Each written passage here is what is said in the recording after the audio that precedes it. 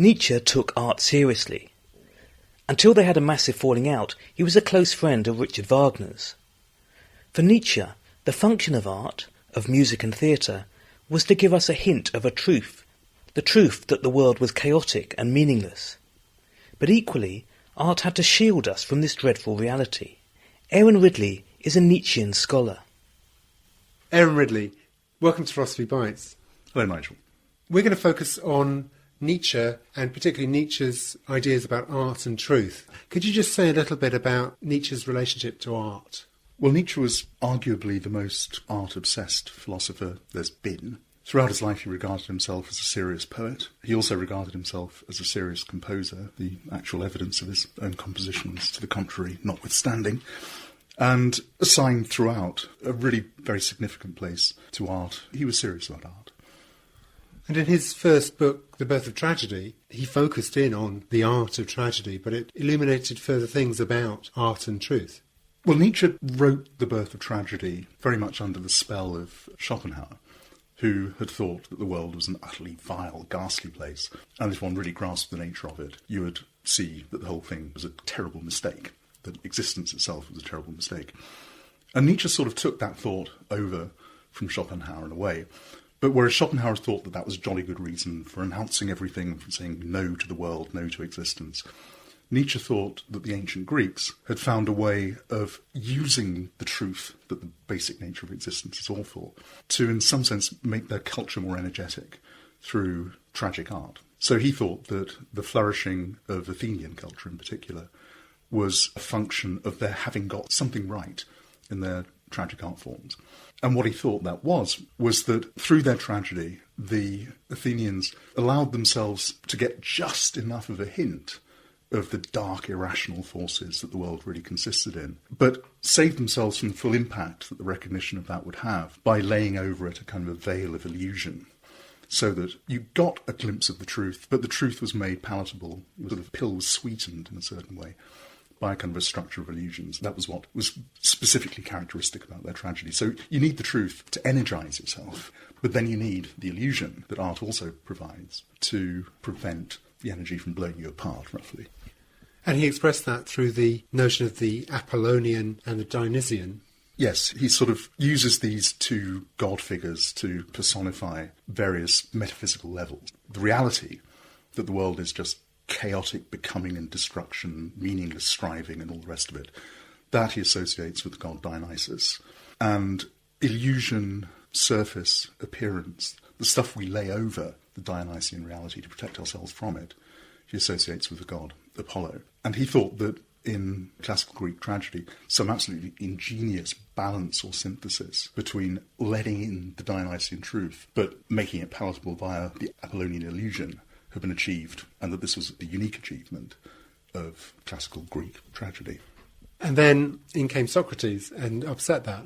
And then in came Socrates and brought about the death of tragedy. Nietzsche's book, The Birth of Tragedy, is actually mostly about the death of tragedy, and sort of explaining how, in his view, a very different sort of worldview gets put into place, and he associates this with the figure of Socrates, where the irrational is ultimately regarded as unreal. And so what Nietzsche had taken the Greeks' insight to be that the fundamental nature of the world is chaotic and irrational and so on. From the Socratic perspective, there could be no such world as that, because in the Socratic worldview there was some equation between reason and reality and goodness. And so, in effect, from Nietzsche's point of view, what happens is that a certain kind of version of the Apollonian, which had previously just been regarded as an illusion which hid reality from you, becomes reality. And so if you start to think of the world like that, in Nietzsche's view, then tragedy can no longer do the work that it did, because there is no longer any Dionysian reality to get a glimpse of, or indeed to protect yourself from. But surely Nietzsche himself believed the Dionysian was an important force in the world. He didn't accept the Socratic picture. That's exactly right. I mean, Nietzsche thought that Schopenhauer and the Greeks had been onto something, that really, in its innermost nature, the world was chaotic and dreadful, and that the pre-Socratic Greeks had found a way of, as it were, drawing strength from that through their tragedies. Whereas post-Socrates, that sort of reality got denied, and in Nietzsche's view, everything got thinner, robbed of a certain kind of fundamental primal energy that was, as was stolen together with Dionysus. The end of the birth of tragedy is actually about the rebirth of tragedy, or the possibility of the rebirth of tragedy. And he thinks that now, he was obviously writing in the late 19th century, now means modernity in general, it might be possible to have this kind of culture-sustaining art form again. And the reason for that, he thinks, is that the Socratic worldview led in one way or another to the Christian worldview, which Nietzsche thinks of as now beginning to lose its grip on us. And so if the Socratic stroke Christian picture starts to be chipped away or to fall to pieces, then he thinks, well, the Dionysian is on offer again. And therefore we ought, in principle, to be able to bring off that incredible synthesis of glimpsing the Dionysian truth and getting that kind of raw primal energy, but at the same time making life livable through the illusions of Apollo. So in that phase of his writing, Nietzsche was certainly treating art as something which made life livable. If we saw the world as it really is, we wouldn't be able to carry on. In Nietzsche's view, that's certainly the case. The world is just a meaningless bunch of becoming and destruction and so on and so forth. And there's no sense to it, there's no pattern to it, there's no reason to it. Moreover, and this is something that he also took over from Schopenhauer, if that's the correct understanding of reality, then individuality itself, individuality of particular people, particular things, particular objects, that's some kind of an illusion, part of the Apollonian world. What are we? We're just the froth on a maelstrom torrent of waves breaking for no reason on nothing. And getting that picture, Nietzsche thinks, is energizing, but too much of it, and it's psychologically utterly destructive. There is no me. Oh God, all I am is a random confluence of currents and splashes and thunders for seconds, and that's it. And there was no point to any of it. And so he thinks that from the point of view of our individual existence, if we've come into being as the illusory individuals that we are, then the very best thing for us would never to have been born at all. And the second best thing is to die soon. If you really get a clear take on the illusoriness of your own individuality, then you can only think of your life as being a mistake. So you need some illusions, if you like, to protect yourself from that. And so again, the Apollonian steps in to save the day, to reinforce the sense of individuality in one way or another. So what you're saying is that for Nietzsche in this early phase, the arts served to give us the illusion that gives shape and coherence to something which is ultimately just flux. Exactly that. What the Apollonian is doing is peddling a certain kind of untruth in order to protect us from the truth. And it can do that in a number of different ways. So, for instance, he thinks that in classical tragedy, some of the Apollonian devices here are things like having recognisable characters with coherent motives who act in the way that we can recognise people as doing. But this, of course, is Apollonian, because the reality of the matter is that it's just strife and chaos. And then by giving us a plot which is intelligible, in which characters interact with each other in ways that make sense, and the story unfolds with that famous inevitability that sort of tragedy is meant to have. Again, all this is doing is reinforcing a certain set of illusions that life makes sense. How did Nietzsche's views about art change as he grew older? There was a very seismic change shortly after he wrote The Birth of Tragedy. I said a moment ago that the last sections of Birth of Tragedy held out the promise that there might be a rebirth of tragedy. And at the time that he was writing The Birth of Tragedy, he thought, in fact, this was going on. This was going on in the music dramas of Richard Wagner, for whom Nietzsche was a very willing propagandist, indeed possibly one of the most able propagandists any artist has ever had. And so at least part of what's going on in The Birth of Tragedy, it's a song of praise to Wagner. First time since Aeschylus, we've actually got proper art again, doing what sort of stuff that art ought to be doing. But then, after writing The Birth of Tragedy, very shortly after writing The Birth of Tragedy, he fell out with Wagner, became utterly disenchanted with Wagner, decided what he had thought was this great reborn tragic art form was in fact everything he hated most about Christianity in disguise. I think he was absolutely wrong about Wagner, but that's neither here nor there. He became very committed to that view. And I think it's no coincidence that the minute that he decided that Wagner was a kind of a charlatan of some sort and not the saviour of modern culture that he thought that he was, that art, for a few years, is suddenly massively downgraded in his pantheon of important things. How had his views about truth changed? Well, at much the same time that he became convinced that Wagner was a charlatan, he also became convinced that Schopenhauer was an enemy of everything that was good too. This was Nietzsche having his Oedipal moment, growing up and wanting space and doing it in the classic way, rebelling against his intellectual mentors. But once he decided that Schopenhauer was also really bad news for everything that mattered, that made him very sceptical about the Schopenhauerian metaphysics, which had to some extent underpinned what he was doing in The Birth of Tragedy. It's curious what survives. He comes away from Schopenhauer, as it were, even once he's repudiated Schopenhauer, thinking that the nature of the world is chaotic, that the nature of the world in some sense lacks meaning. But he no longer thinking about it as being, if you like, a deep metaphysical point, that if we see behind the appearances, all of the appearances, then we'll see that everything is just turmoil and nonsense. He now thinks that we can get at the truth. The route we've now got to the truth is science. And for a short period in the late 1870s, he sort of pinned his colours to the mast of science. It's a very modern liberal idea, in fact, that he rather uncharacteristically went for then, that we could just make the world a straightforwardly better place.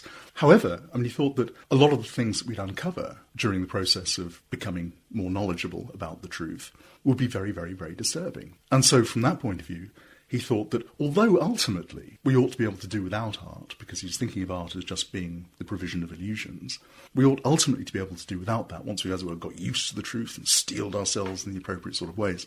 That for the time being, during this period of transition, we'd still hang on to art. Art still has a kind of protective role to play as we gradually uncover the truth about things through science.